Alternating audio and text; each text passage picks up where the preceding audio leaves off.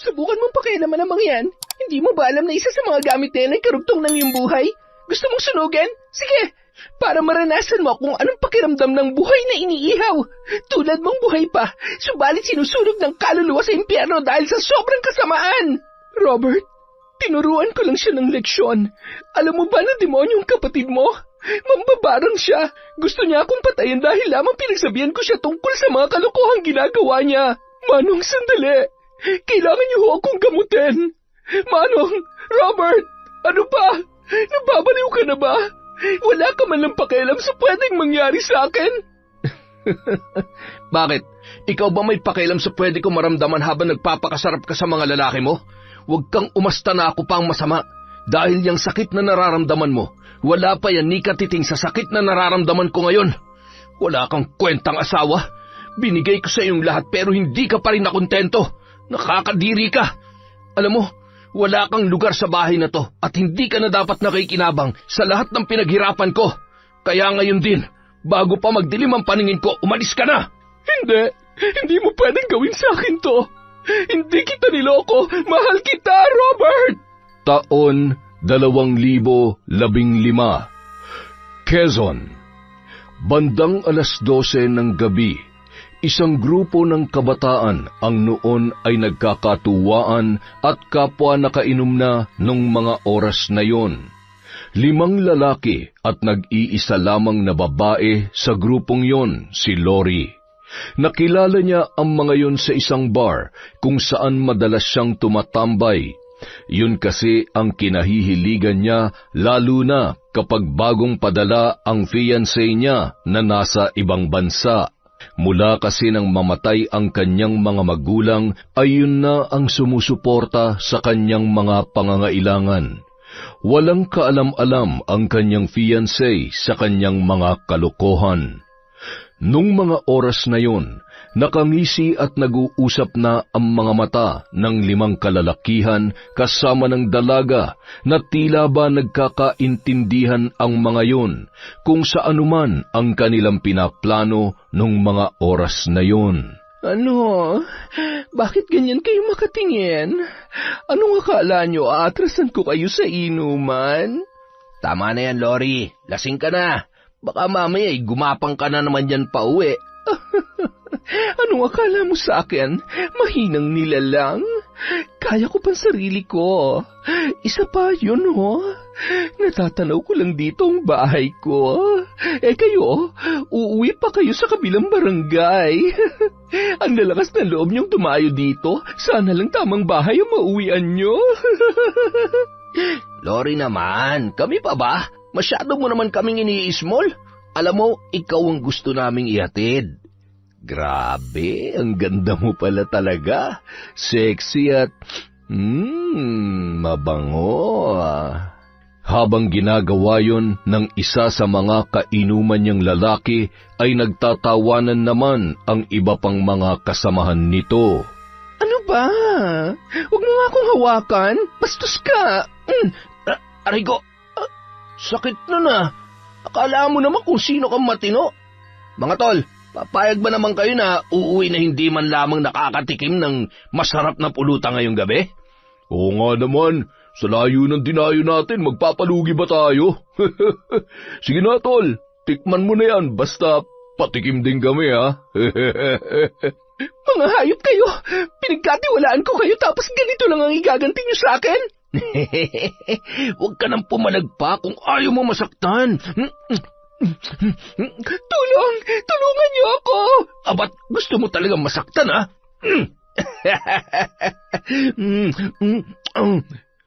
Walang kalaban-laban ang babae, lalo na nang pinagtulungan siyang halayin ng mga kalalakihan na kanyang kainuman. Kahit ano pang sigaw at pilit niyang paghingi ng tulong ay wala ni isa man lang na nakakarinig sa kanya ng ganong oras, lalo na't malayo ang pinangyarihan sa mga kabahayan. Matapos makaraos ang mga walang pusong gumahasa sa kanya, ay nagsialisan na ang mga yon na parang walang nangyari. Samantalang si Lori naman ay hindi pa rin makagalaw at umiiyak lamang habang nakahandusay sa lupa at wala ni anumang saplot sa katawan. Gumuguhit ang kidlat sa kalangitan kasabay ng kanyang paghikbi hanggang sa tuluyan ng bumuhos ang malakas na ulan. Pilit siyang bumangon sa kabila ng pangangatog ng buo niyang katawan. Dinampot niya ang kanyang damit at umupo, sabay mahigpit na niyakap yon habang nakatupi ang kanyang mga tuhod. Wala siyang magawa para sa sarili, kundi ang humagulgol at mag-ipon ng lakas para makabangon sa kanyang kinauupuan. Nang makarating siya sa kanyang bahay, ay tuloy-tuloy siyang pumasok sa pintuan. Hindi na alintana ang putik sa kanyang mga paa at tumutulo na tubig mula sa kanyang katawan. Lumapit siya sa pahabang salamin sa may pader at tiningnan ang kanyang sarili. Pinagsusuntok niya yon at tumigil lamang siya nang maramdaman ang hapdi ng kanyang kamao. Mula ng gabing yon, marami na ang nagbago sa kanyang buhay. Hindi na siya lumalabas ng bahay, ni hindi siya nagreklamo man lamang para sa mga taong nanghalay sa kanya, lalo na at ayaw niyang makarating ang nangyari sa kanyang fiancé. Natatakot siya na sa oras na malaman nun ang nangyari sa kanya ay hindi na siya nito pakasalan. Sa paglipas ng 1 buwan, nanatiling sikreto ang lahat at tahimik ang buhay niya. Kahit gabi-gabi ay patuloy pa rin siyang binabangungot. Naririnig ang mga halakhak at nakikita niya ang mga muka ng mga kalalakihan na nagsamantala sa kanyang pagkababae. Hanggang isang araw, nagising na lamang siya na masakit ang kanyang ulo, nahihilo at naduduwal. Naalala niya na 2 buwan na siyang hindi dinadatnan ng kanyang buwanang dalaw. Hindi maaaring mangyari to. Hindi ako buntis. Hindi ako pwedeng mabuntis. Kaya lamang hindi niya na matatakbuhan pa ang katotohanan. Nang makumpirma niya na may laman nga ang kanyang sinapupunan, ay tuluyan na naging miserable ang kanyang buhay. Hindi niya matanggap na dadalhin niya ang batang bunga ng kahalayan na nangyari sa kanya. Ni hindi niya matukoy kung sino sa kanila ang ama ng bata. Subalit ang pinaka hindi niya inaasahan ay ang biglaang pag-uwi ng kanyang nobyo. Wala na siyang nagawa pa kundi aminin ang totoong nangyari at ang tungkol sa kanyang ipinagbubuntis. Habang nagpapakahirap ako sa ibang bansa para sa'yo, nagpabuntis ka sa iba. Nagsasakripisyo ako para sa kasal natin at sa pangarap nating bumuo ng pamilya. Hindi ko matatanggap yan. Manluloko ka. Niloko mo lang ako. Maghiwalay na tayo. Mahal, sandali lang. Hindi ako nagpabuntis. Mahal, ginahasa ako. Hindi ko ginusto tong mangyari. Nakikiusap ako, huwag mo naman akong iwan. Mahal na mahal kita. Hindi ko kakayanin kapag nawala ka. Kung mahal mo ko, hindi sana tayo aabot sa ganito. Hindi mo sana nagawang magloko. Bitawan mo ako. Nandidiri ako sa'yo. Hindi kita mapapatawad, Lori. Pagkatapos ng lahat ng ginawa ko para sa'yo, ito lang ang igaganti mo sa akin? Ito na ang huling beses na magkikita tayo. Tapos na tayo at magsama kayo ng lalaki mo. Mahal, sandali. Nakikiusap ako. Maniwala ka sa akin. Pakinggan mo muna ako. Mahal, ha? Sakay ng motorsiklo ay mabilis na pinaarangkada yon ng lalaki at hindi man lamang nilingon pa si Lori. Napahawak yun sa kanyang tiyan nang makaramdam ng labis na pananakit. Nakita niya ang pag-agos ng dugo sa kanyang mga hita. Nanginginig ang kanyang mga tuhod dahil sa pinaghalong takot at sakit na kanyang nararamdaman. Nawala ang batang kanyang dinadala. Gayunpaman, wala ni katiting man lamang na panghihinayang si Lori. Ilang beses niyang pinuntahan ang kanyang kasintahan para makipag-ayos, ngunit hindi na siya pinatawad pa ng lalaki, lalo na't nasulsulan na yon ng ilang mga kaibigan na naging saksi sa mga kalokohang ginagawa ni Lori nang nasa ibang bansa pa ang binata. Tinanggap na lamang ng babae ang kinahinatnan ng kanyang relasyon, lalo na't wala naman siyang ibang masisisi kundi ang kanyang sarili. Hindi naman niya mabalikan at nagawang pagbayarin ang mga lalaking nanggahasa sa kanya dahil ayaw niya nang may iba pang makaalam sa nangyari nung gabing yon. Gumawa na lamang siya ng paraan upang buhayin ang kanyang sarili. Naghanap siya ng trabaho hanggang sa natanggap siya bilang isang sales lady sa isang mall. Doon ay nagkita sila ulit ni Robert na noon ay working student at nagtatrabaho sa isang coffee shop. Kaklase at matalik niyang kaibigan yon nung sila ay nasa elementarya pa lamang. Kaya naman sa muli nilang pagkikita ay lalo silang napalapit sa isa't isa. Hindi nagtagal, niligawan ni Robert si Lori at agad naman itong sinagot ng dalaga. Makalipas ang 6 na buwan, nagpasya si Robert na ipakilala si Lori sa kanyang lola Miray at sa bunso niyang kapatid na si Yumi. Sa unang pagkikita pa lamang, hindi maipaliwanag ni Lola Miray at ramdam ni Lori na hindi siya nagustuhan ng lola ng binata dahil sa matabang nitong pakikitungo sa kanya. Palihim pa siyang nadismaya nang makita ang lagay ng bahay at uri ng buhay na meron ang mga yon. Yumi, Lola, uuwi na po ako. Medyo malayo-layo pa po kasi ang lalakarin. Baka ho abutin ako ng gabi. Oo. Kaya ngayon ay makikita mo na mahirap makapangasawa ng taga-bundok, lalo na't sa lagay mong yan ay mukhang sanay ka sa syudad. Hindi kung ano-anong ilaw ang makikita mo rito at ingay ng sasakyan, mga huni ng kwago sa gabi, at yan, masukal na gubat. Tama, at saka alam mo ba ate, maraming ahas dito, hindi ba Lola? Oo, kung minsan pa nga ay nakakapasok dito sa bahay. Kaya kung si Robert ang makakatuluyan mo, sana'y ayos lamang sa'yo na... Tama na ho yan. Baka mamaya hindi na yan bumalik dito si Lori. Tinatakot niyo naman ho masyado eh. Tinatakot? Hindi Nagsasabi lamang kami ng totoo para alam niya. Okay lang babe, huwag ka mag-alala. Hindi naman ako matatakotin. Isa pa, sanay din naman ako sa huni ng mga kwago. At lalong sanay na sanay rin ako sa mga ahas. Malayo rin naman ho kasi sa mga kabahayan at sentro ang bahay namin. Sa katunayan, gustong-gusto ko ho ang ganitong lugar. Sige ho, uuwi na ho ako. Ay siya, mag-iingat ka apo. Siguradong aabutin ka na ng gabi. Huwag po kayong mag-alala, magdadala naman ho ako ng flashlight. O di kaya ay sa boarding house na lang ho ako tutuloy. May pasok ho kasi ako sa school bukas ng maaga at sa gabi rin ho ay may trabaho ako. Bakit naman kasi kailangan mong pagsabayin ang mga bagay-bagay? Nahihirapan ka lang sa ginagawa mo. Sige na, lumakad na kayo. Habang naglalakad papalayo ang dalawa ay nakatanaw naman si Lola Miray at Yumi. Nagkatinginan ng dalawa na parehong nakataas ang kani-kanilang mga kilay. Kinakabahan ako para sa kuya mo.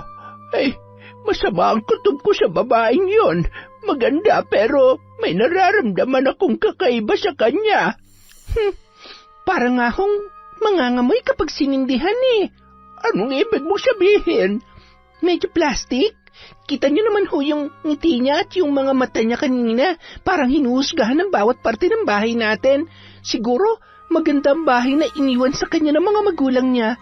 Yung kinukwento niya kanina. Ay, baka nga. Huwag sanang mabuyo ang kuya mo sa babaeng yon. Sa lagay ay daig pang nagayuma. Mukhang mahal niya si Lori. Wala namang problema kung sinong mamahalin at gusto niya. Huwag lang siya masasaktan at talagang babarangin ko siya. Ikukulong ko ang kaluluwa niya sa isang manikat habang buhay ko siyang pagbabayarin sa kasalanan niya. Huwag kayong mag-alala, Lola. Gagawin kong lahat para protektahan si Kuya. Hindi ako makakapayag na sasaktan o lolokohin lang siya ng kahit sinong babae. Mahal na mahal ko si Kuya. Isa pa, nangako siya sa akin na pagtatapusin niya muna ako ng pag-aaral bago siya mag-aasawa. Siya, magluto ka na ng hapunan at ako naman ay magre-ritual lamang sa aking kubo. Kapag tapos ka na, sumunod ka na lamang sa akin at may bago akong ituturo sa iyo. Ay, Lola, kailangan ko po ba talagang maaaring hindi pa siya ngayon? Pero walang makapagsasabi sa mga mangyayari sa mga susunod na araw. At pagdating ng panahon, magagamit mong lahat ng kaalaman na itinuturo ko sa iyo, Apo. Tumango na lamang si Yumi at agad naman nang lumabas ng bahay si Lola Miray patungo sa kanyang kubo. Samantala, Ay, nakakapagod. Grabe, napakatarik na nga ng daan. Pinapapakpa ko ng mga lamok na to. Ay, tingnan mo, babe. Ang dami ko na tuloy pantal. sorry na, huwag ka mag-alala. Hindi na kita isasama dito ulit. Kapag may maayos na akong trabaho at kapag natuloy ang plano kong mga ibang bansa, magpapatayo ako ng bahay malapit sa sentro para naman hindi nahihirapan ang prinsesa ko. Ang sweet mo talaga. Pero, seryoso ba? May plano kang mag-abroad? Oo, kaya nga nag-working student ako kasi magagamit ko rin ang experience ko bilang barista pagdating sa ibang bansa. Yun din kasi ang plano kong applyan. Maganda yung naisip mo. Nakaka-proud naman talaga ang boyfriend ko. Kaya lang, kapag umalis ka, paano na tayo? Huwag kang mag-alala. Bago ako umalis, pakakasalan muna kita para siguradong may babalikan pa rin ako. Sa West lang muna at pagbalik ko sa simbahan na tayo magpapakasal. Talaga? Thank you, babe. I love you. Salamat talaga kasi dumating ka sa buhay ko. At alam ko na kahit anong mangyari, hindi mo ako iiwan tulad ng... Di ba sabi ko sa'yo, kalimutan mo na yon? Alam mo namang ayaw kong nakikita kang nalulungkot. Mahal na mahal kita. At ipinapangako ko na bibigyan kita ng magandang buhay.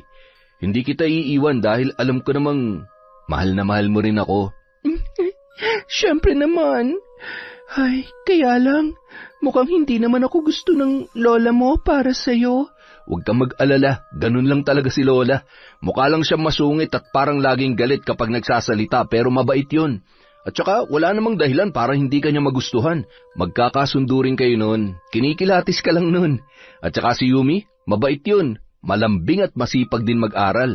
Lagi siyang nangunguna sa klase mula elementarya hanggang high school. Kaya gusto ko rin siya makapagtapos ng kolehiyo.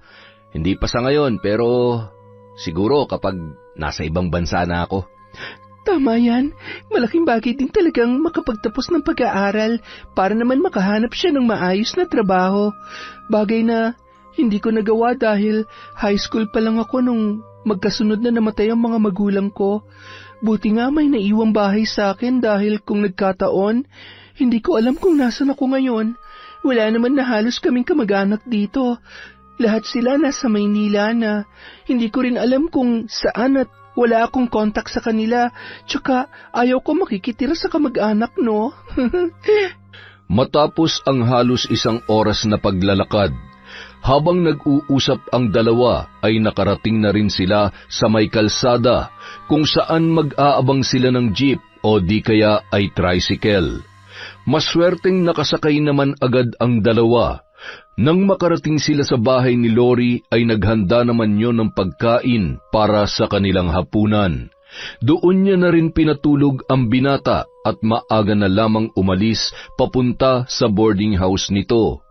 Naging mas malalim pa ang relasyon ng dalawa, lalo na nang malaman ni Lori ang plano ng binata para sa kanila. Hindi niya may pagkakaila sa kanyang sarili na lalo na siyang napapamahal kay Robert.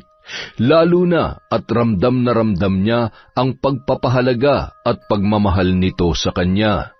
Hindi nga siya nagkamali. Tinupad ni Robert ang lahat ng pangako niya kay Lori. Bago umalis ang lalaki ay pinakasalan siya nito.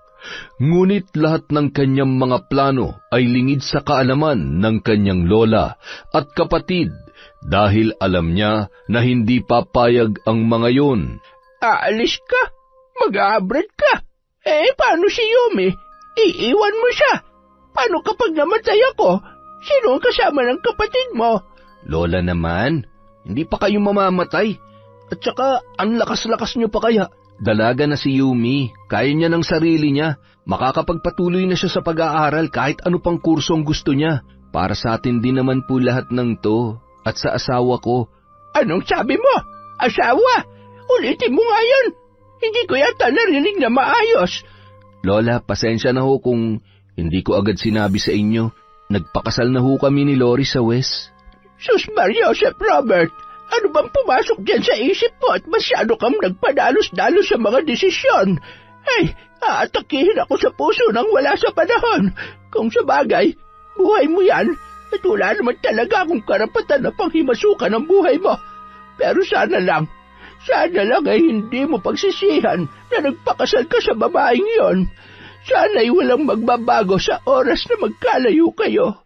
Kausapin mo na maayos si Yumi tungkol sa bagay na yan. Hindi na lamang umimik pa si Robert. Alam niyang mali na paglihiman niya ang kanyang lola at kapatid, ngunit ginawa niya lamang kung ano ang sa tingin niya ay makabubuti para sa kanila ni Lori, lalo na't ramdam niya na hindi sasang-ayon sa kanyang mga plano ang lola at kapatid niyang si Yumi. Katulad ng inaasahan, nagtampo si Yumi nang malaman nito na nagpakasal na si Robert kay Lori. Yumi, huwag ka na magalit kay kuya. Sorry na. Alam mo ba, sabi ng ate mo, dun ka na tumuloy sa kanya kapag nag-aaral ka na ulit. Nangupahan kami sa may sentro para hindi kayo mahirapan. Si Lola pwede mo ring isama dun kung gusto niya. Ako? Patitirahin mo sa sentro? Hindi mangyayari yan. Nandito sa bundok ang buhay ko. Dito ako pinanganak, lumaki, at gusto ko dito rin ako mamamatay at ililibing. Huwag niyo akong ilalayo sa lugar na ito. La, paminsan-minsan, kailangan niyo ring... Sinabi na ngang ayaw ko, hindi ba? Bakit magkulit-kulit mo? Bakit po kayo umiiyak? Lola, galit pa rin po kayo sa akin? Nagtatampo pa rin kayo? Sorry na, patawarin niyo na ako. May magagawa ba ako? Alam ko namang darating ang araw na magkakaroon na kayo ng kanya-kanyang buhay at iiwan niyo ako dito mag-isa. Pero hindi ko alam na ganito pala kasakit. Lola, huwag niyo namang isipin na iiwan ko kayo. Di ba, pangarap mong maabot namin ang mga pangarap namin? Ito na yun. Kaya kahit mahirap, kahit mamimiss niyo lalo ang napakapogi niyong apo, kailangan natin magtiis. Huwag na kayong magtampo, ha? Yumi, sorry na. Basta mag-iingat ka ron, kuya. At sana, mabait talaga si Ate Lori. Mabait si Lori at mahal na mahal niya rin ako. Kaya yung pagpapakasal ko sa kanya, isang malaking blessing yon. Wala kayong dapat ipag-alala, malaki ang tiwala ko sa kanya. Alam ko rin sa sarili ko na hinding-hindi niya ako magagawang lokohin. Abay, dapat lang. Isang malaking katangahan kung lolokohin ka niya. Alam mo naman, hindi po pwede sa akin yon. Lola talaga, oh. Wala namang kayong tiwala sa pagiging magandang lalaki ko eh. Kahit makakita pa siya ng 10 lalaki, siguradong wala nang mas makakahigit pa sa pagmamahal na kaya kong ibigay sa kanya. Pagmamahal na sa akin niya lang makikita at mararamdaman. Makalipas ang 6 na buwan mula nang makaalis si Robert, sa inuupahang bahay umuuwi si Yumi na noon ay 1 buwan nang nag-aaral sa kolehiyo. Masaya naman si Robert nang malaman na inaasikaso ni Lori ang kanyang kapatid. Samantala, naiwan naman mag-isa si Lola Miray, lalo na at naging abala na si Yumi sa kanyang pag-aaral. Miray! Tao po! Ba't wala yatang tao dito Pipoy, nandito ako. Nang marinig ni Lolo Pipoy ang hirap na boses ng kanyang pinsan, ay nagmamadali yung pumasok sa loob ng bahay. Nadatnan niyang nanghihina at nahihirapang huminga si Lola Miray. Pipoy, mamamatay na yata ako. Ito na yata ang kaparusahan sa lahat ng mga kasalanan ko. Hirap na ako. Ay, ano ka ba naman? Bakit ka ba nagsasalita ng ganyan? Hindi ka pa pwedeng mamatay. Huwag naman ngayon. Teka, nasaan ba yung mga apo mo? Si Yumi nasa bayan na nakatira at nag-aaral. Si Robert naman ay nasa ibang bansa nagtatrabaho. Nag-asawa na rin siya kaya ayun, doon nakatira ngayon si Yumi at hindi naman pwedeng dito siya sa bundok. Abay, bakit ka naman pumayag na mag-isa dito? Sa lagay mo ngayon ay kailangan mo ng kasama. Yung mag-aalaga sa'yo. Buti sana kung malapit lamang ang bahay ko dito at matitingnan-tingnan kita. Huwag mo akong alalahanin. Basta kapag dinalaw kita sa panaginip ay agad na tumungo ka dito. Kapag nadatnan mo akong wala ng buhay, ihulog mo na lamang ako sa hukay dyan sa likod. Naghukay na ako nung nakaraang linggo para hindi naman gaanong makaabala sa iyo. At pagkatapos ay sabihin mo kay Yumi na lahat ng mga gamit ko'y nasa loob ng kahon doon sa kubo. Ay, pinsan naman, oo. Tigilan mo nga ako dyan sa paghahabilin mo at kinikilabutan tuloy ako sa iyo. Lahat ng may buhay dito sa lupa ay may hangganan. Maayos naman na ang lagay ng mga apo ko kaya kahit mawala na ako, nasisiguro ko na kaya na nila. Ano na lamang ang mararamdaman ng mga apo mo kapag nalaman nilang wala ka na, tapos hinulog pa kita sa hukay? Hay, tapos ano yung gamit na tinutukoy mo? Yung mga gamit mo ba sa pambabarang? Talaga namang ipapamana mo pa kay Yumi? Paano kung matukso siyang gamitin ng aklat? Alam mo namang hindi biro yang... Ay, teka, Miray, hoy, huwag ka nagbibiro ng ganyan. Ililibing talaga kita. Ay, Miray, Diyos ko po, hindi na nga siya humihinga. Ay, Miray, hindi kita kayang buhatin papunta sa hukay na sinasabi mo. Ay, Diyos ko, patawarin niyo po nawa itong makasalanan kong pinsan. Hey, nakakalungkot isipin na mamamatay ka na mag-isa. Ay, sana'y maisipan man lamang ni Yumi na umuwi. Hirap man, pilit na ibinaba ni Lolo Pipoy ang bangkay ng kanyang pinsan. Isinilid niya yon sa makapal na kumot at hinila ng dahan-dahan papunta sa may likod na bahagi ng bahay kung saan naroon ang hukay. Diyos ko naman! Kapag may nakakita sa akin, baka isipin pa nilang ako ang pumatay sa iyong buwisit ka. Ay nako, Sus Maria Josep! Hindi pa man tuluyang nakakalabas sa may pinto sa kusina, may narinig na boses mula sa labas si Lolo Pipoy. Yumi? Si Yumi ba yon? Lola? Lola? Nandito na po ako! Lola? Yumi, nandito ang lola mo. Ay Diyos ko, ano bang gagawin ko? Paano ko ba ito ipapaliwanag sa'yo? Lo, bakit ho binalot niyo si Lola sa kumot? Ano hong nangyari sa kanya? Bitawan niyo yan! Lola! Lola, gumising ka! Anong ginawa niyo sa lola ko? Ay, Sus Maria Josep, ito na nga ba sinasabi ko eh. Yumi, iha, makinig ka sa akin. Hindi akong pumatay sa lola mo. Alam mo naman hindi ko magagawa yan. Ipinaliwanag ni Lolo Pipoy ang buong nangyari, dahilan para lalong mapahagulhol si Yumi nung mga oras na yon. Lola, patawarin niyo ako. Sana hindi ko kayo iniwan dito ng mag-isa. Sana naalagaan ko kayo. Huwag mo nang sisihin ang sarili mo. Alam mo namang ginusto niya mangyari ito. Kahit noon pa man, sinabi niya na ayaw niyang maging pabigat sa inyo. Masaya na siya sa buhay na meron kayo ngayon. Alam niyang kaya niyo na, kaya naman... Hindi pa man lamang ako nakakabawi kay Lola. Sa lahat ng mga sakripisyo niya para sa amin. Lola, mahal na mahal ko po kayo. Huwag niyo na kaming alalahanin ni Kuya. Kahit masakit na iwan niyo kami, baunin niyo sana ang masasayang alaala ng mga panahon na magkakasama pa tayo. Nung araw ding yun, magkatuwang sina Yumi at Lolo Pipoy na inilibing ang bangkay ni Lola Miray sa hukay kung saan siya pa mismo ang nagbungkal noon.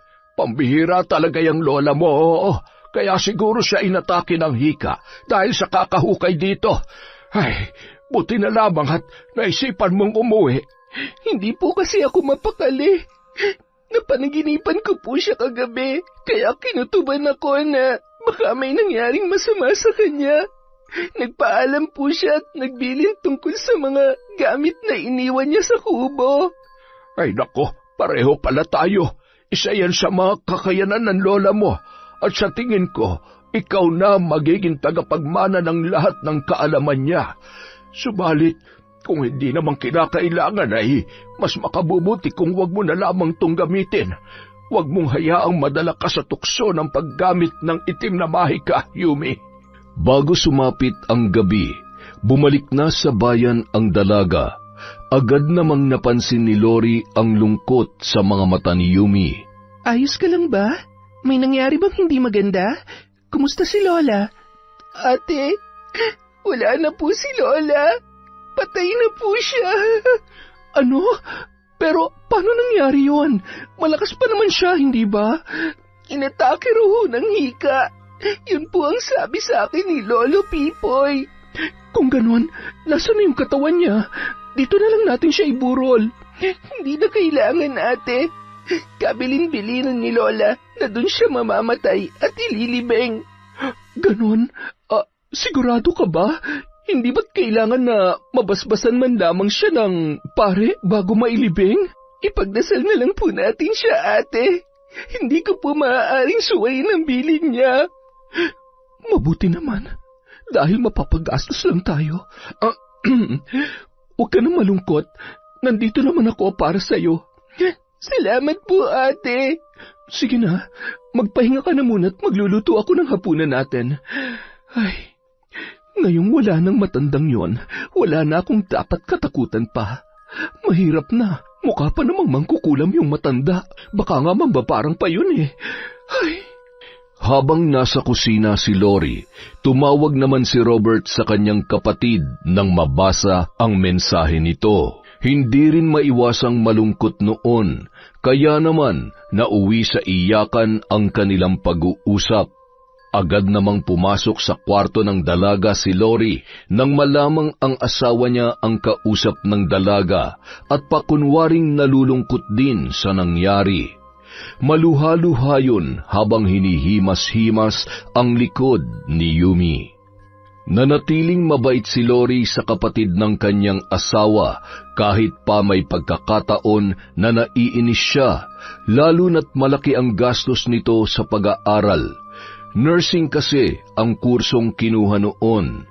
Abala sa pag-aaral si Yumi, kaya naman kahit magkasama sa iisang bahay ay bihira na lamang silang magkita ng kanyang ate Lori.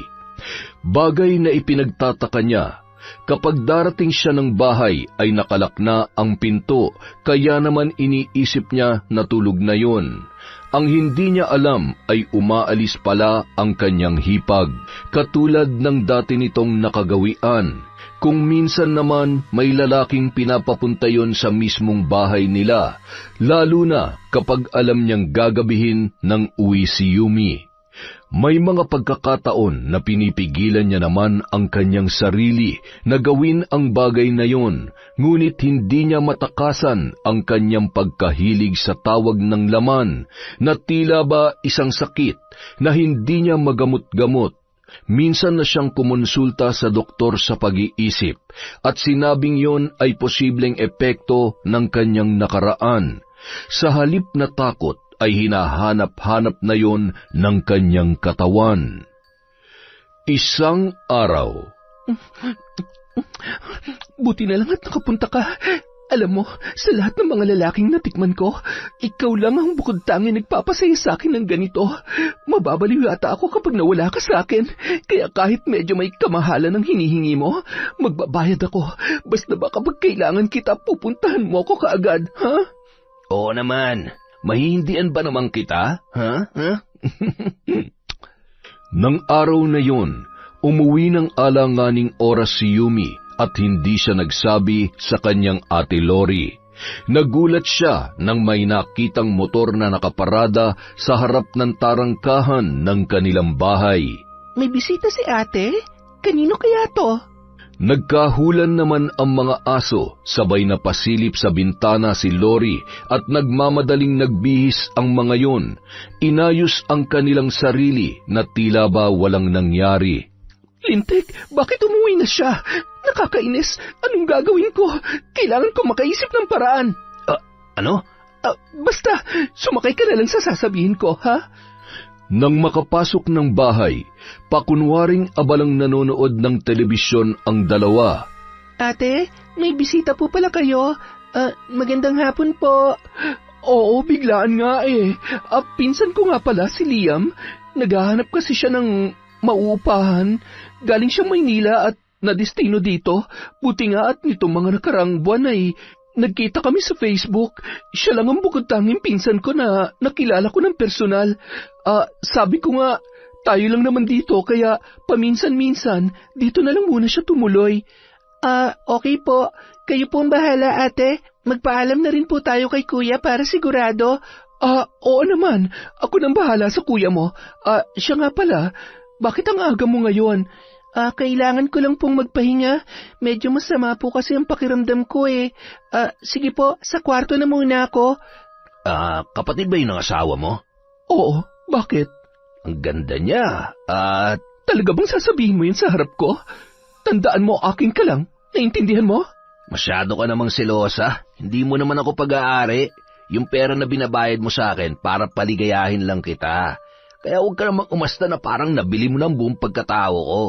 Kapag nagkataon, syempre, mas gugustuhin ko yung mas bata kaysa sayo at hindi kung sino-sinong lalaki ng... Manahimik ka. Baka marinig ka ni Yumi. At pwede ba huwag ka magmalinis? Bayaran ka rin lang naman ha. Sige na, umalis ka na nga muna. Bumalik ka na lang bukas. Okay. Ang sungit naman. Tse, binubwisit mo kasi ako eh. Sige na, alis na, bilis. Nang makaalis ang lalaki, dinalhan ni Lori ng gamot si Yumi. Matapos painumin yun ay agad na tumungo sa kanyang kwarto at doon na lamang siya nanood ng sari-saring video na nire-record niya kasama ang iba't ibang lalaki na kanyang natipuhan. Habang nanonood ay bigla namang tumawag ang kanyang asawa na si Robert. Ay, istorbo. Ngayon ka pa talaga tumawag. Oh babe, ang aga mo yatang nahiga ngayon ah. Masama bang pakiramdam mo? Hindi naman. Medyo inuunat-unat ko lang ang likod ko at napagod ako sa paglilinis ng bahay natin kanina. Babe, miss na kita. Ay nako, miss na rin kita, kung alam mo lang. Pero, konting tiis na lang babe ah. 1 taon pang hihintayin ko bago ka umuwi. Paano naman ako? Paano tayo magkakaanak niyan kung... Babe, huwag ka mag-alala. Pag uwi ko, babawi ako sa bawat gabing hindi mo ako kasama at katabi, ha? Basta lagi mong tatandaan na mahal kita, ha? Mahal na mahal ko kayo ni Yumi. Teka, kumusta nga pala siya? Ayun, pinainom ko ng gamot at medyo masama ang pakiramdam. Nilalagnat. Siya nga pala, babe. Alam mo bang may nakilala akong pinsan ko? Nandito siya ngayon sa Quezon. Dumaan siya dito kanina. Naghahanap nga ng matutuluyan eh. Sabi ko pwede naman dito sa atin o di kaya ay pumasyal-pasyal na lang siya dito. Wow, ayos yan. Masaya ako para sa'yo, babe. Ikumusta mo na lang din ako sa kanya at sabihin mo, welcome siya dyan anumang oras. Baka pagkakataon na rin para makita mo mga kapatid ng nanay at tatay mo. Oo nga, babe. Malaking bagay din talagang social media para mahanap ang mga nawawalang kamag-anak. Tama ka. Siya, sige na, babe ha. Tatawag na lang ulit ako ha. I love you. I love you too. Ay, mahal naman talaga kita pero anong magagawa ko? Alang nga naman magtiis na lang ako dito sa kakahintay sa'yo. Ang importante kapag nandito ka na, hindi ko na kailangan pang gawin to. Isang araw. Sige na, pahiramin mo na ako ng pera. Babawi naman ako sa iyo eh. Pagkatapos kitang paligayahin, pagdadamutan mo ako. Hoy, kaya kong humanap ng kapalit mo. Kaya pwede ba, wag mo akong inuutakan? Ah, ganun ah. Di sige. Mabuti pa, send ko na lang tong video natin sa asawa mo. Siguradong magugulat yon kapag nalaman niya kung gaano karumi ang mahal na mahal niyang asawa. Hayop ka! Burahin mo yan! Akin na yan! Liam, ano ba? Bakit ko naman buburahin? Ha? Ayaw mo kung... Oo na! Bibigyan kita ng perang kailangan mo. Pero utang na loob. Burahin mo yan at please lang, ayoko na makita ang pagmumukha mong hayop ka. Money down, bilis! Naiinip na ako eh. Isang pindot lang tapos na maliligayang araw mo, ha? Napakasama mo talaga. Buisit ka. Matapos ibigay ang pera ay binurayon ni Liam. Sabay pa kanta-kanta pang umalis na animoy inaasar ang galit na si Lori. Nagkataon pa naman na sunod-sunod ang bayarin ni Lori noong mga oras na yon, dahilan para lalong uminit ang kanyang ulo. Saan ako kukuha ng pambayad sa bahay at kuryente? Ay, baka makahalata si Robert kapag... Anong gagawin ko? Kailangan ko makaisip ng paraan. Kinagabihan, umiiyak si Lori nang sinagot nito ang tawag ng kanyang asawang si Robert. Hello, babe? Napano ka? Bakit ka umiiyak? Babe, kanina kasi, mamimili sana ako tapos bigla ako nadukutan sa palengke. Nawala yung wallet ko at nandun lahat ng pera na pambayad sa bahay at kuryente. Ay, huwag ka nang umiyak. Okay na yun, kesa naman nasaktan ka. Magpapadala na lang ulit ako sa'yo ngayon. Huwag ka nang umiyak, ha? Huwag ka namang problema dyan. I love you. I love you too. Salamat, babe.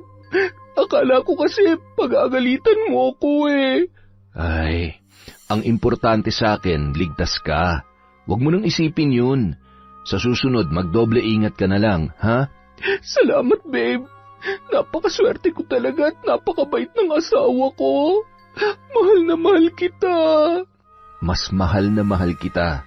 Sige na, magpahinga ka na dyan. Masayang-masaya si Lori nung mga sandaling yun dahil agad niyang nasolusyonan ang kanyang problema. Ngunit kapag sumasagi sa isip niya ang ginawa sa kanya ni Liam, hindi niya maiwasang uminit ang ulo. Higit sa lahat, iniisip niya kung sino ang kanyang ipapalit na magbibigay sa kanya ng panandaliang aliw.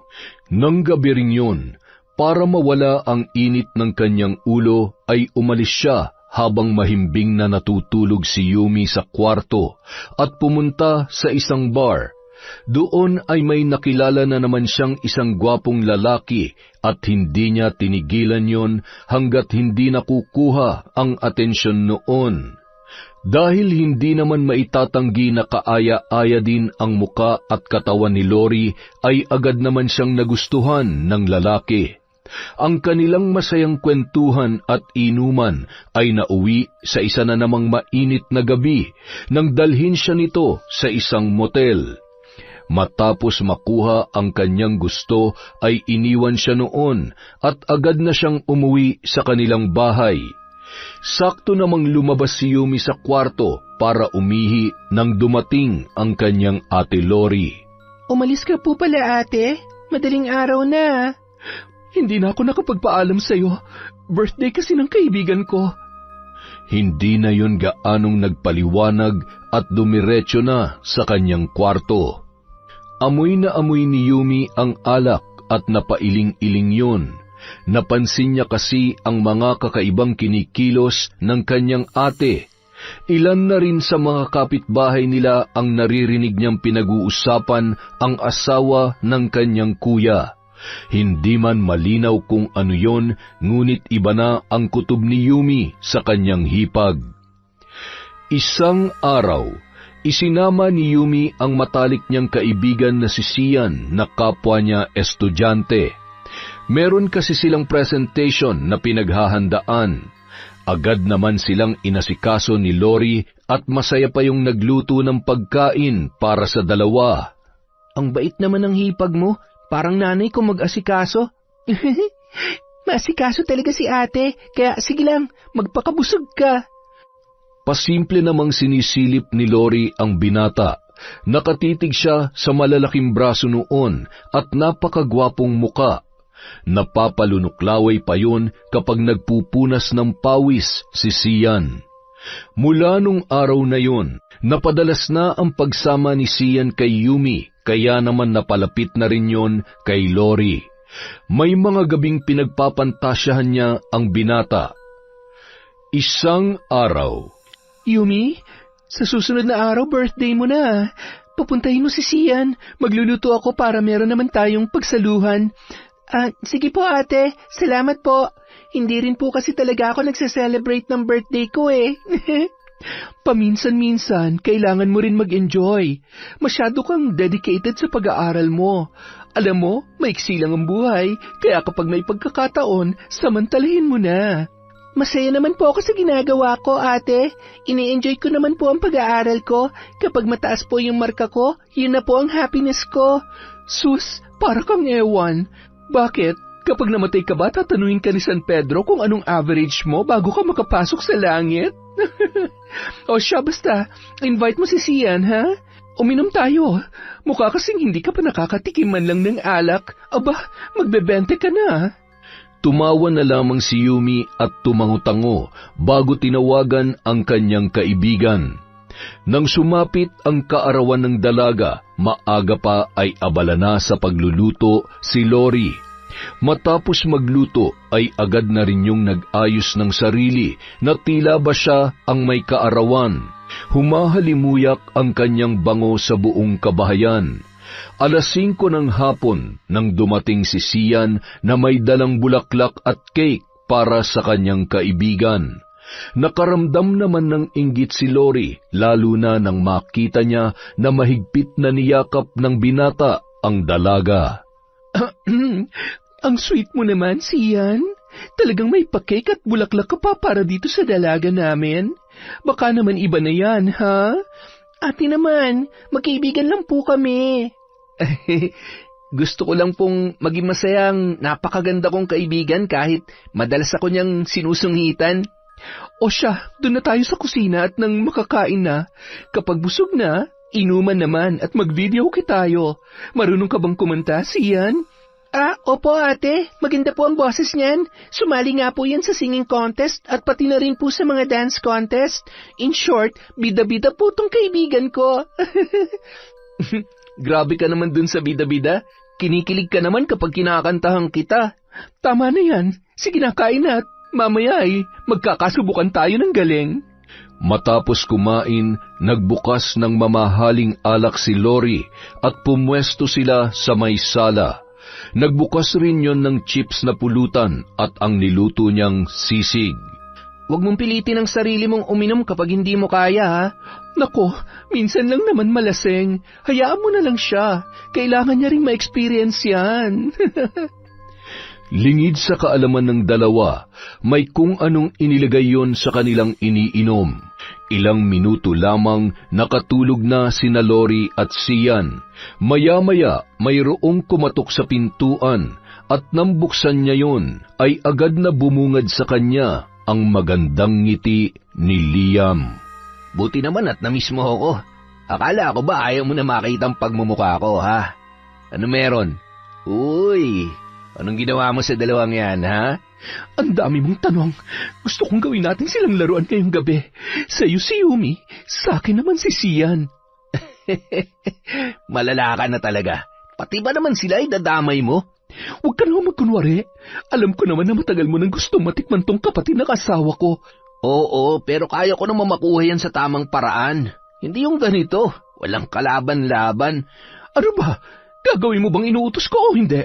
Kasi pwede naman akong tumawag ng iba. Oo na. Kumalma ka lang. Relax. Nang gabing yon, nagpakasasa si Lori sa katawan ni Sian at ipinagkanulo niya naman si Yumi para lamang mairaos niya ang kanyang kakaibang kagustuhan ng gabing yon. Hindi naman napigilan pa ni Liam ang kanyang sarili na pakialaman ang walang malay na si Yumi, lalo na't naakit siya sa ganda ng muka at magandang hubog ng katawan nito. Para kay Lori, yun na ang isa sa pinakamasayang gabi ng kanyang buhay. Matapos pagsawaan ang katawan ni Sian ay pinabuhat niya yon kay Liam papunta sa kwarto ni Yumi. Ikinalat nila ang mga damit ng magkaibigan sa sahig, sabay tinakluban ng kumot. Agad na ring umalis si Liam matapos maiabot ni Lori ang bayad nito sa kanya. Madaling araw, nagising si Yumi dahil sa kirot ng kanyang ulo. Naramdaman niyang may kung anong nakapatong sa kanyang katawan. Nang lumingon siya, kitang-kita niya ang noon ay mahimbing pang natutulog na si Sian. Napabalikwas siya at tiningnan ang mga nakakalat na damit sa sahig, sabay na pasigaw nang makitang wala siyang kahit anong saplot. Pinaghahampas at sinipa niya si Sian nung mga oras na yon. Hayop ka! Bumangon ka! Anong ginawa mo sa akin? Paano mo nagawa sa akin to? Ano bang sinasabi mo? Wala akong maalala. Wala akong ginawang masama sa'yo. Pwede ba? Huwag ka na magmaang-maangan pa. Umalis ka na. Habang nagbibihis si Sian, bigla namang nagbukas ng pinto si Lori na animoy naggulat sa kanyang nakita. Ha? Anong ginawa niyo? Sabi ko na nga ba, kunwari ka lang pero may tinatago ka rin kati dyan sa katawan mo kapag nalalasing. Ate, wala po akong ginawang masama. Whatever. Sabagay, hindi naman na kayo mga bata at mukhang nag-enjoy naman kayo pareho. Huwag lang sanang magbunga yan dahil siguradong magagalit ang kuya mo. Agad siyang tumalikod at isinara ang pinto sabay ngumisi. Mula noon, nagbago na ang pagtrato ni Lori kay Yumi. Tinatakot pa siya nito na isusumbong sa kanyang kuya. Tinitipid na rin siya at madalas na pinariringgan ng kung ano-ano. Wala namang ibang ginawa si Yumi kundi iwasan si Sian na wala namang ginawa kundi suyuin siya at magpaliwanag. Yumi, makinig ka naman sa akin. Alam ko sa sarili ko na kahit totoong nalasing ako, hindi ko magagawa sa iyo yun. Kaibigan kita, iniingatan kita at mahal kita. Alam mo yun. Hindi ko man sabihin, alam kong nararamdaman mo yun. Alam mo na hindi ko magagawa sa iyo yun. Hindi. Nagawa mo na nga, diba? Pinagsamantalahan mo ng pagkababae ko. Hindi totoo yan. Kahit mamatay man ako at ang buong pamilya ko. Malinis ang konsensya ko na hindi kita pinakailaman ng gabing yun. Tingnan mo mga picture na to. Marami akong marka sa katawan at sinisiguro ko na hindi ikaw ang may gawa nito. Yumi, malakas ang hinala ko na may kinalaman ng ate Lori mo sa nangyari nung gabing yun. Posible na palabas niya lang ang lahat, na may kung ano siyang inilagay sa inumin natin kaya hindi natin alam ang mga sumunod nangyari. Isipin mo na maigi, hindi natin kailangan mag-iwasan.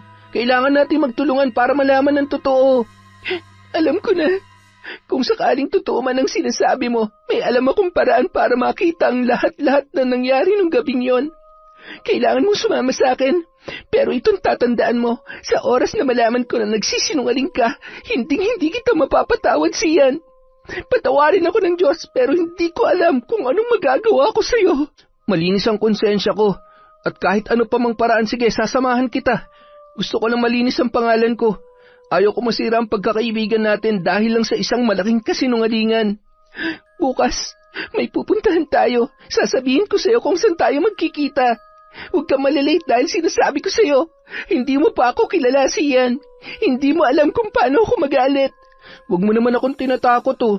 Ngayon pa nga lang na ganyan ka, nanginginig ng tuhod ko tapos sasabihin mo na, Yumi? Teka, nasan na yun? Ay...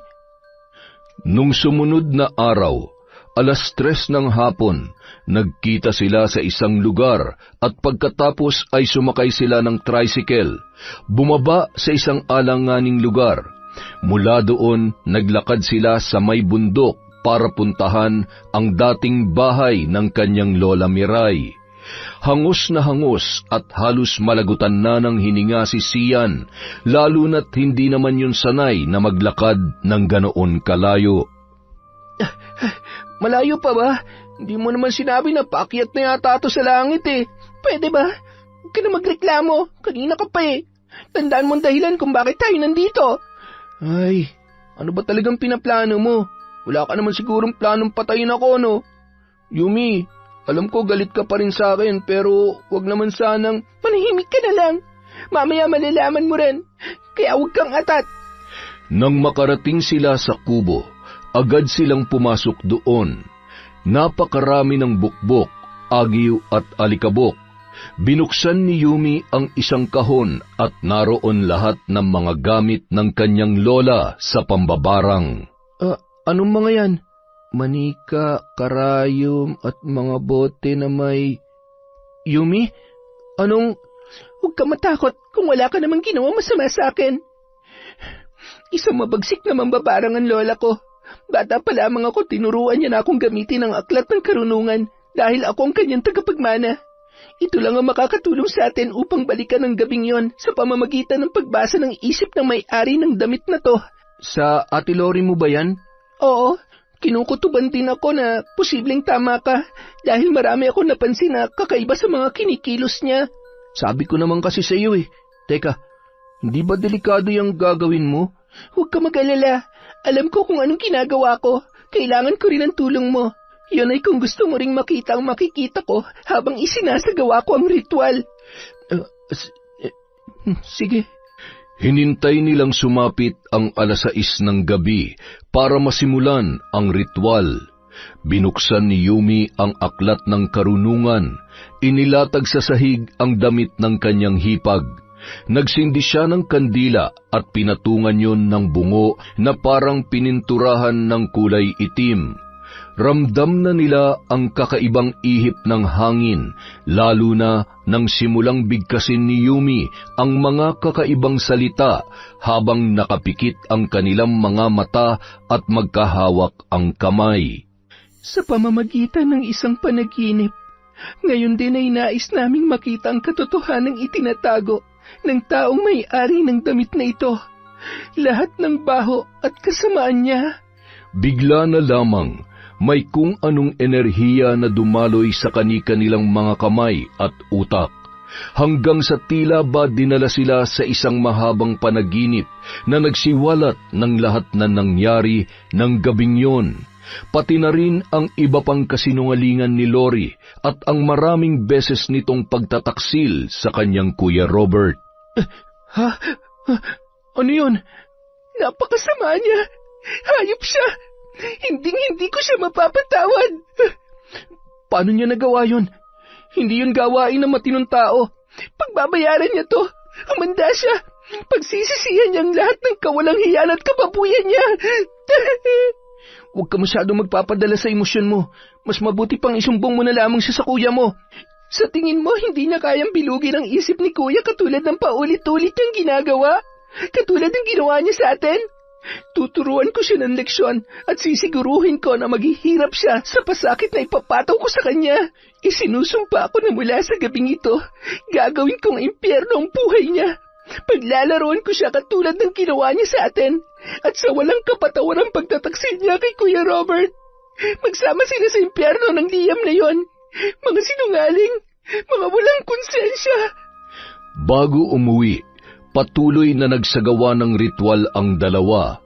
10:00 na ng gabi nang makauwi si Yumi at nadatnan niya pang nanonood sa sala si Lori. Sinundan siya nun ng tingin at ngumisi. Ano yan? Bagong buhay? O yan na talagang totoong ikaw? Kunwari ka pang pag-good girl? Pero tingnan mo naman kung anong oras na. Siguro nagkita na naman kayo ni Sian, no? Ano? May ginawa ba kayo ulit? Masarap ba? Wala ka na ba talagang magandang sasabihin? Alam mo, ang mga tao talagang saksakan ng dumi ay pilit na pinupuna ang iba para magmukhang malinis. Kaya lang, baka nakakalimutan mo, Ate Lori. Walang sikreto na hindi nabubunyag. Kaya kung ako sa'yo, mananahimik na lamang ako.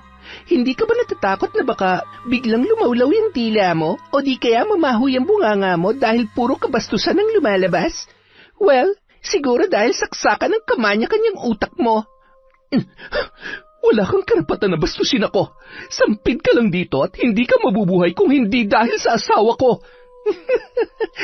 Ang lakas naman ng loob mo para sabihin yan. Nakakahiya naman sa'yo. Kapatid ko yon at hindi ka pa man dumating sa buhay namin, marami na siyang plano para sa amin.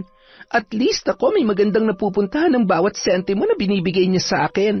Eh ikaw, saan mo ginagamit yung pera ng kuya ko? Para maibsan ang uhaw na nararamdaman mo? Nakakadiri ka. Anong sinabi mo?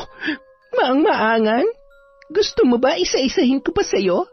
Ano, may amnesia ka? Ito lang ang tatandaan mo. Huwag kang bida-bida, lalo na ngayong alam ko na ang totoo.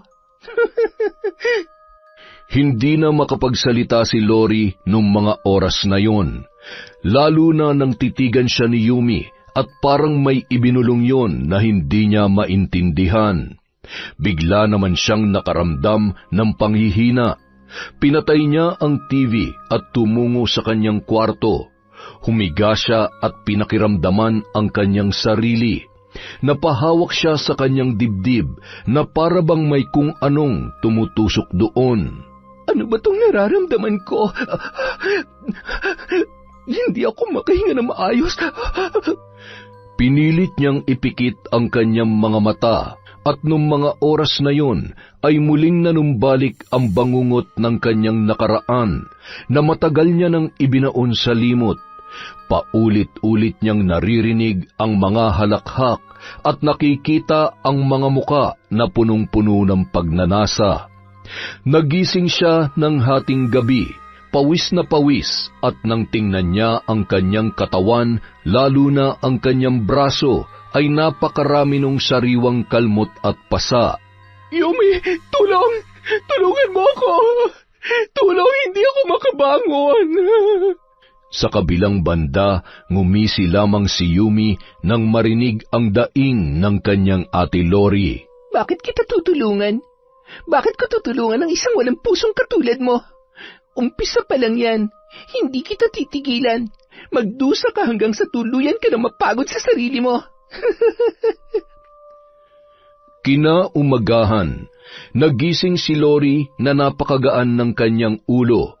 Kahit papano ay medyo maayos ang kanyang pakiramdam. Humikab siya at napatakip ng ilong nang maamoy niya ang kanyang sariling bunganga na hindi niya maipaliwanag kung bakit tila parang nabubulok na itlog. Napatakbo pa siya sa may kusina at nagsuka. Napalingkis siya ng mata nang makita niya ang mga uod at bulate. Nanginginig ang kamay at napasigaw yon. Hindi! Anong ibig sabihin nito? Pinaglalaruan ba ako? Sinong may gawa nito sa akin? Napakuyom yun ng kamay at tumungo sa kwarto ni Yumi, ngunit wala doon ang dalaga. Sigurado ako may kinalaman siya. Posibleng pinapabarang niya ako, kaya ganun yung mga sinabi niya sa akin kagabi. O baka isa rin siya mambabarang katulad ng lola niya. Kailangan kong mahanap ang... Ano mga ito? Hayop ka, Yumi! Sinasabi ko na nga ba, isa siyang... Humanda ka sa akin. Isusumbong kita sa asawa ko at nasisiguro ko na wala ka nang mapupuntahan. Kailangan ko sunugin ang mga ito. Subukan mong pakialaman ang mga yan. Hindi mo ba alam na isa sa mga gamit na yan ay karugtong ng iyong buhay? Gusto mong sunugin? Sige, para maranasan mo kung anong pakiramdam ng buhay na iniihaw. Tulad mong buhay pa, subalit sinusunog ng kaluluwa sa impyerno dahil sa sobrang kasamaan. Hayop ka talaga. Mapapatay kita. Lumayas ka sa pamamahay ko. Kahit nang hihina ay pilit nung pinagtatapon ang mga gamit ni Yumi sa labas ng bahay. Walang ginawa ang dalaga kundi panoorin lamang yun at humalakhak. Doon ka sa kalsada tumira o kahit saan pang impyerno mo gusto. Huwag ka nang babalik dito. Sisiguruhin ko na wala ka na makukuha kahit piso mula sa asawa ko. Isa-isang pinulot ni Yumi ang kanyang mga gamit.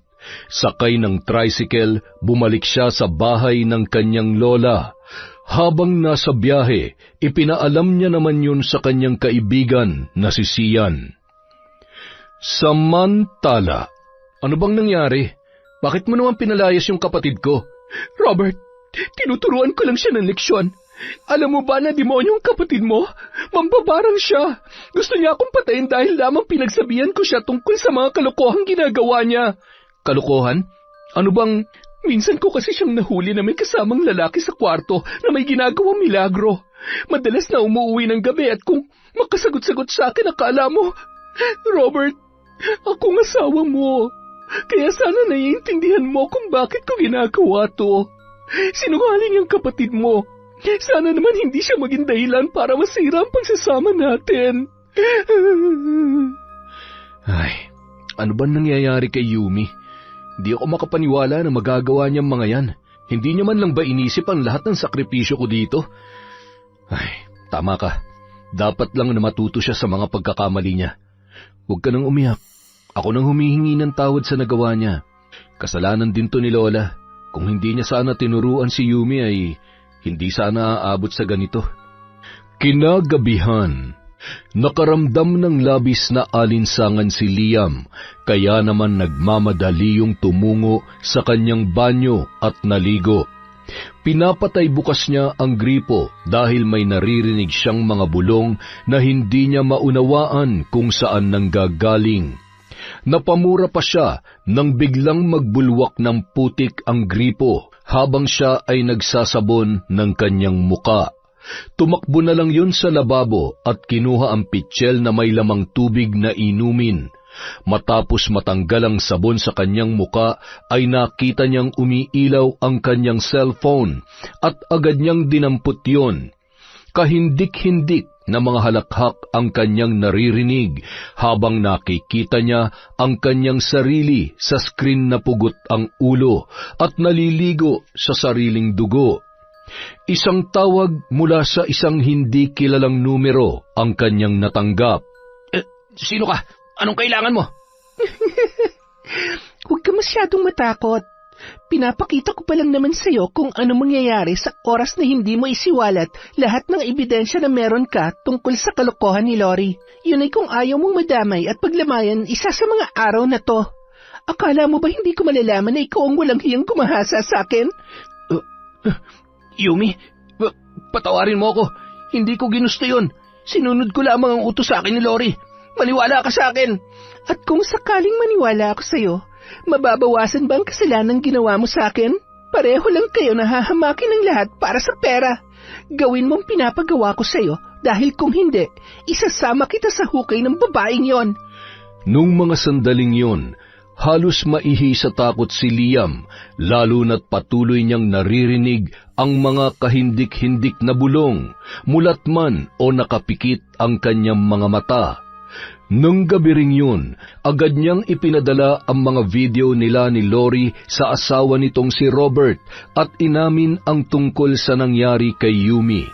Pagkatapos niyang gawin yon, ay bigla naman yung nakaramdam ng labis na pananakit ng puson at paglobo ng pribadong bahagi ng kanyang katawan, hanggang sa hindi na siya makahinga sa labis na kirot. Tama na!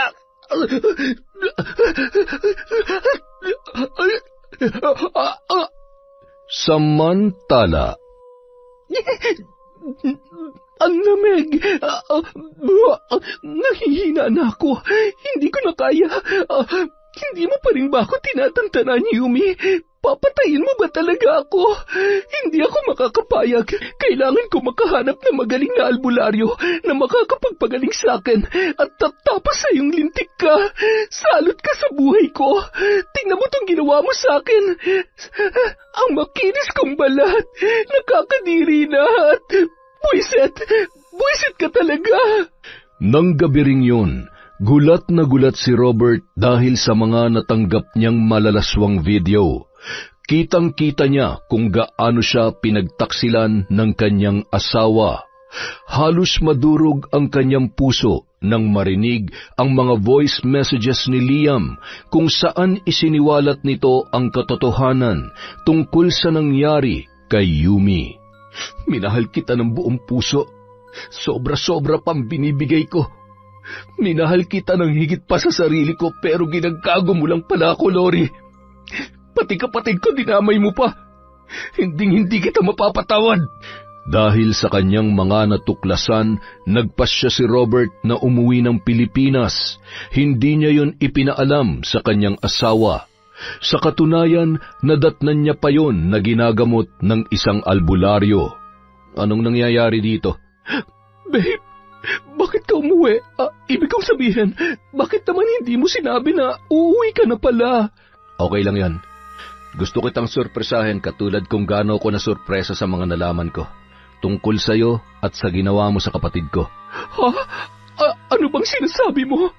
Huwag mo sabihin na nakausap mo ng kapatid mo at mas pinaniniwalaan mo siya kesa sa akin.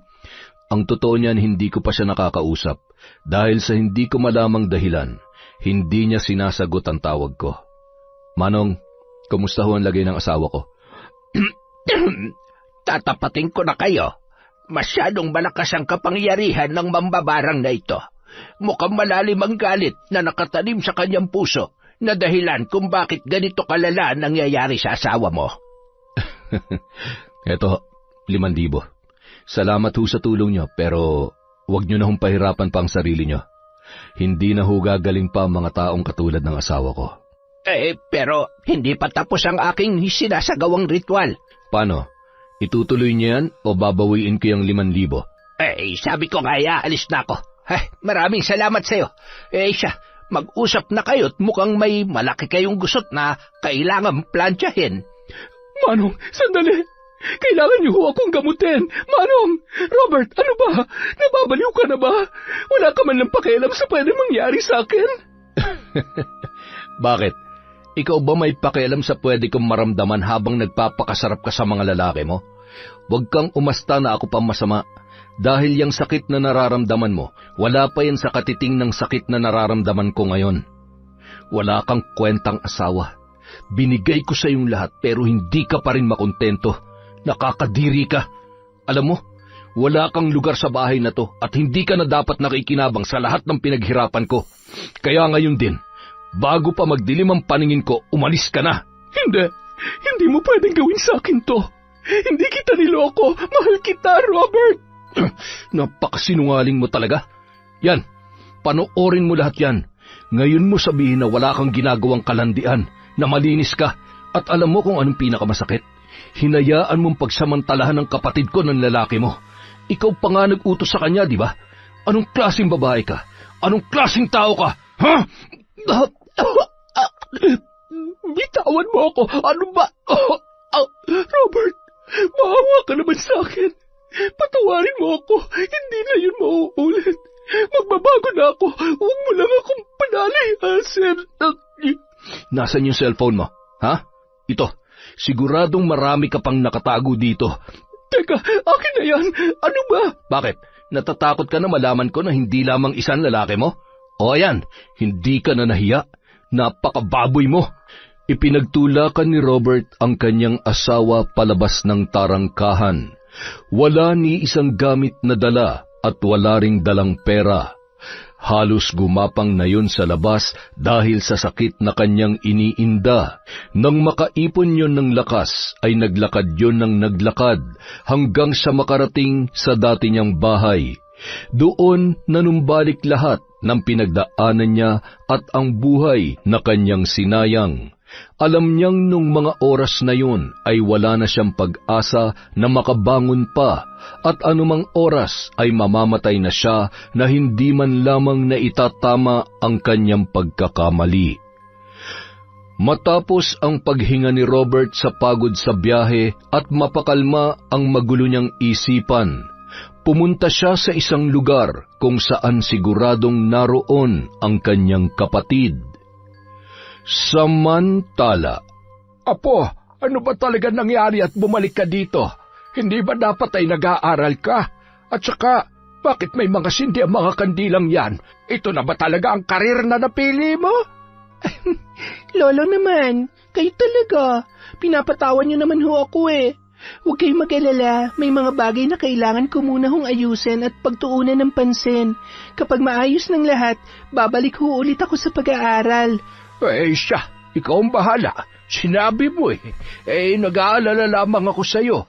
Mag-isa ka lamang dito. At saka, alam ba ng kuya mo na nandito ka? Nagkibit balikat na lamang ang dalaga at tumalikod habang pinipigil ang pagtulo ng kanyang luha. Ramdam ni Lolo Pipoy ang bigat na kanyang nararamdaman. Kung ano man yung pinagdaraanan mo, sabihin mo sa akin. Ngayong wala na ang lola mo bilang pinsan niya at isa sa mga saksi sa paglaki nyo, masasabi ko na kung gaano kayo kamahal at pinagmamalasakitan ng Lola Miray nyo, ay ganoon din kayo sa akin.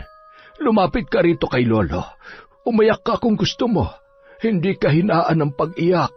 Nasusukat ang katapangan sa kung gaano mo itatawid ang sarili mo sa malakas na pag-agos ng buhay. Salamat po, Lolo. Tama kayo. Kahit ilang beses kong sinasabi sa sarili ko na matapang ako, may mga pagkakataon na naiisip ko na sana nandito pa si Lola, na sana nandito si Kuya, na sana kami ang magkakakampi sa ganitong pagkakataon. Pero mukhang malabo na ang mangyari yun. Natatakot po ako na tuluyang masira ang relasyon namin dahil sa sinungaling niyang asawa. Naikwento ni Yumi ang lahat ng ginawa ni Lori, dahilan kung bakit nagawa niyang gamitin ang kanyang kaalaman sa pambabarang. Dahil nag-aalala si Lolo Pipoy para kay Yumi, sinamahan niya lamang muna yun doon. Ipinagluto niya yon ng pagkain na daladala niya galing sa kanyang bahay. Kinabukasan, habang natutulog pa si Yumi ay naramdaman niya na may kamay na humahaplos sa kanyang buhok. Unti-unti niyang iminulat ang kanyang mga mata. Kuya? Kuya, ikaw nga. Anong... Bakit? Parang ayaw mo naman yatang makita ang kuya mo, ha? Hindi mo ba ako namimiss? Kuya, salamat at umuwi ka na. Akala ko... Alam ko na ang lahat. Huwag ka mag-alala. Hinding-hindi na ako maloloko ng babaeng yon. Patawarin mo si kuya at wala akong nagawa para protektahan ka. Masyado ko nagtiwala sa kanya. Masyado ko nabulag ng pagmamahal ko sa kanya. Minahal ko siya ng higit pa sa sarili ko kaya hindi ko lubos akalain na magagawa niya pa rin akong pagtaksilan. At higit sa lahat, paano ko siya patatawarin nagawa kanyang ipahamak? Ano ng plano mo ngayon, kuya? Gusto ko siyang ipakulong at pagbayarin sa lahat ng ginawa niya sa'yo, pero parang hindi ko na rin kayang masikmura pang makitang pagbumuka niya. Huwag na, kuya. Huwag na tayo magsayang ng oras pa sa kanya. Sapat na sa akin na nandito ka na ulit at hindi niya nasira ang pagiging magkapatid natin. Tsaka, sapat ng paghihirap niya ngayon bilang parusa sa lahat ng kasalanan niya sa atin. Hinding-hindi na siya makakalapit pa sa atin, kuya. Hinding-hindi na. Kuya, namiss talaga kita. Dahil dyan, gusto kong bumalik na tayo sa bayan at ipagpatuloy mong pag-aaral mo. Hindi mo pwedeng talikuran ng pangarap mo para lang makapaghiganti sa walang kwentang tao. Kuya, paano naman akong hindi titigil pinalayas ako ng magaling mong asawa. 100 lang ang laman ng bulsa ko nung pinalayas niya ako. Buti na lang at matibay tong bahay ni Lola. Ay, namiss ko tuloy si Lola. Kung nabubuhay lamang siya, siguradong... Nanggagalaiti na yun sa galit at walang tigil niya akong sisisihin sa mga nangyari. Ay. Huwag ka mag-alala, kuya. Sigurado makakahanap ka pa rin ng matinong babae. Yung totoong mamahalin ka. Hindi yung pera mo at kung anong kaya mong ibigay lang sa kanya. Siguro nga. Pero sa ngayon, samahan mo muna si kuyang tuparin ang mga pangarap natin. Ang pangarap sa atin ni Lola. Makalipas ang 3 buwan, muling bumalik si Robert sa ibang bansa. Nakalipat na rin sila sa bagong bahay. Kinuha naman nila si Lolo Pipoy at pinatira doon para may kasama si Yumi. Hindi naman tumanggi ang matanda dahil matagal niya nang pinapangarap na makatira sa malaking bahay na dati ay sa panaginip niya lamang nararanasan. Matapos ang 5 taon na pagtatrabaho ni Robert sa ibang bansa ay umuwi na ang lalaki at nagpasya ng magnegosyo na lamang katuwang ang kanyang bagong kasintahan. Di rin nagtagal ay nagkaroon na sila ng anak. Wala na rin silang balita pa tungkol kay Lori.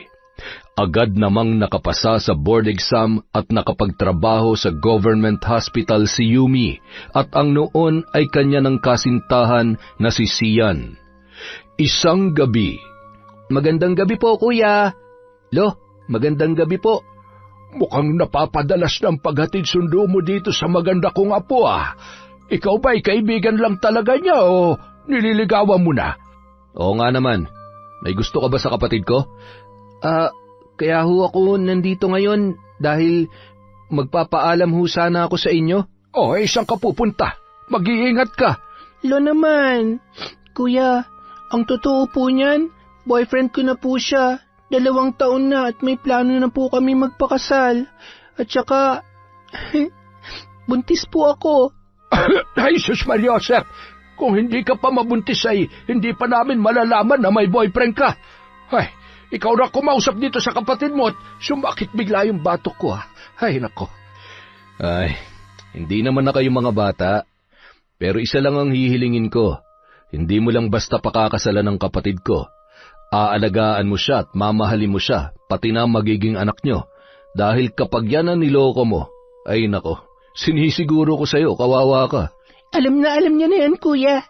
Alam niya na kung ilang karayom ang itutusok ko sa kanya sa bawat babae na lilingunin niya. Samantala, sa isang simbahan. Hihintayin ko dito si Robert. Sabi niya pag uwi niya, dito kami magpapakasal. Siguradong bibilhan niya ako ng napakagandang wedding gown. Hoy, baliw! Ang baho mo! Hoy, hindi ako baliw. Hindi ako mabaho. Hindi niyo ba ako nakikita? Bulag ba kayo? Maganda ako. Kayo, mga pangit kayo. Pangit! Yun! Napakaganda na naman ng kwenton to, mga chong. Sabi ko na nga ba eh. Dahil wala tayong shoutout kahapon, babawi po tayo ngayon. Simulan natin kay Genevieve Suko. Hi kay Sansa Santi, Angeline Mina, Alan Penonia. Hello po kay Len TV2, kay Cat Burglar Cutie. Hi kay Vicky Picadizo. Hello po kay Ami Viray. Shout out kay Leia Tan, kay Robert Crimen, kay Mercedita Balana Reyes. Hi po kay Merly Fatalia, kay Vicky Yabut, kay Farida Bacus. Hi din po kay Vilma Manabat, kay Gemma Apostol. Shout out kay Cresilda Doinog, Mamiliana Nalugon. Hello din po kay Marilor Guevara at sa Guevara family. Shout out po kay Annalyn Queriones. Hi kay Melvin Donaire at ang mga mananahi sa art shop. Hello din po kay Mary Joy Lang. Hi kay Rain Sumayang, kay Jean Rose Ampo, kay Cataleja Soto. Shout out po kay Kim Bara, kay Janet Cisneros, kay Josie Aniban, kay Belen Malbas. Hello po kay Roslyn Jimenez, kay Lydia Lopez, kay Finky Rusi 14, kay Honorata Rivera. Shout out po kay Jerlyn Arbado, kay Febe Rañada, kay Celestina Sigua, kay Mira Francisco, Centino family from Almira, Centino. Hi po kay Chris Alcantara. Hi sa Sigaw sa Dilim, kay Maricon Alan Aran. Hi kay Manisan Mamot Mapadtaya. Shout out po kay Christy Gaitan, kay Lynn Comeros, kay Filipina Palsario, kay Desiree de los Santos, kay Alfreda Alano. Hi po sa Sisilog of Punta Santa Ana, kay Leyan Lomentigar, kay Jayan Lomentigar, kay Mean Infante, kay Jessa Mozo, at John Malhabor. Hello kay Agnes Malanag, kay Emily from Taguig. Hello po kay Nancy Rojo, kay Enalie Vallega. Shout out kay Arnel Claridad, kay Carolina Silorio.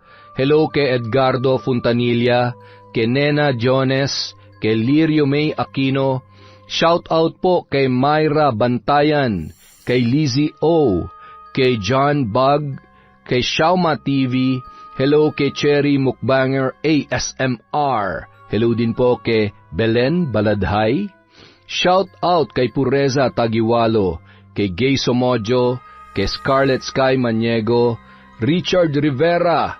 Hi din po kay Liza Agodo, kay Miko, Kate, Hannah, JD, Audrey, Nico, Sabi, at Alex Reyes from Leia, Gawaran. Hello po kay Raquel Shibata, kay Clytie Centra, hello kay Mirna Alfaro, kay Elizabeth Virtus, hi po kay Joe Katbagan, kay Princess Hanan, kay Roxanne Gaudicos, hi din po kay Asodisen Cerila. Shout out kay Aurora Buenavista, hello kay Betty Velasco, kay April Joy Principal, hello din po kay Cel.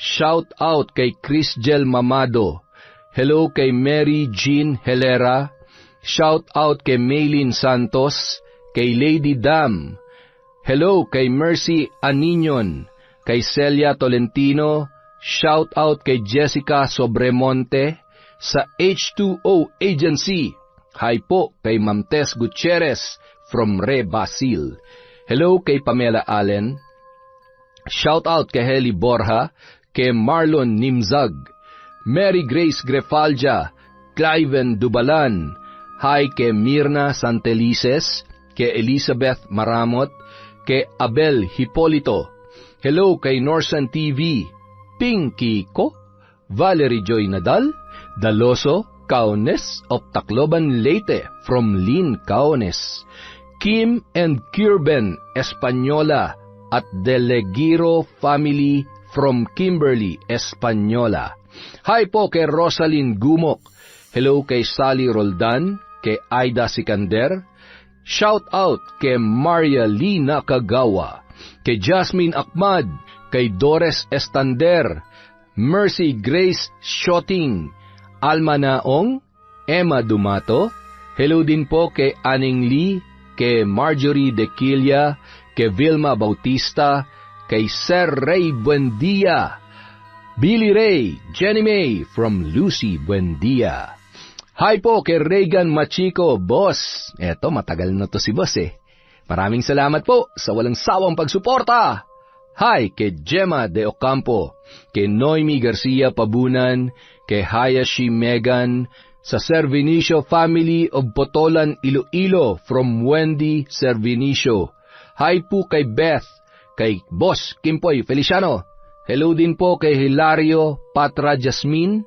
Hi kay Mira from Batangas. Hello po kay Junel Fuentes, Jobel Baldonasa, Marisa Villanueva, Angeline Ignacio, kay Cleo Abalos, kay Josefa Obias, kay Kurt Mina, Annalisa Malatbalat.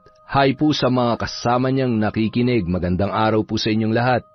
Hi po kay Malu Hapin, kay Vanji Sambile.